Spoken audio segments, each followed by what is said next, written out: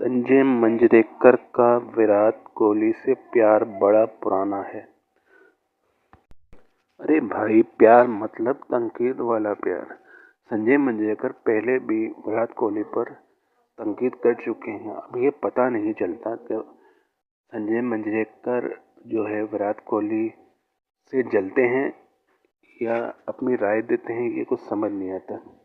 अभी रिसेंटली जो Ashes test चल रहा था उसमें जो स्टीव स्मिथ ने सेंचुरी मारी, इससे पहले इंग्लैंड ऑस्ट्रेलिया से जो एशेज में खेल रहा है, इसमें जो है इंग्लैंड के जो रूट ने भी सेंचुरी मारी। तो इस पर संजय मंजरेकर ने एक लेटेस्ट बयान जारी किया है कि विराट कोहली, उनका कहने का मकसद ये था, जो मफहूम में बता रहा हूँ, कि विराट कोहली टेस्ट क्रिकेट से जल्दी रिटायरमेंट लेकर भाग गए क्योंकि वो ओडीआई क्रिकेट टेस्ट क्रिकेट से ज़्यादा ईजी है, मतलब उनका ये कहना था।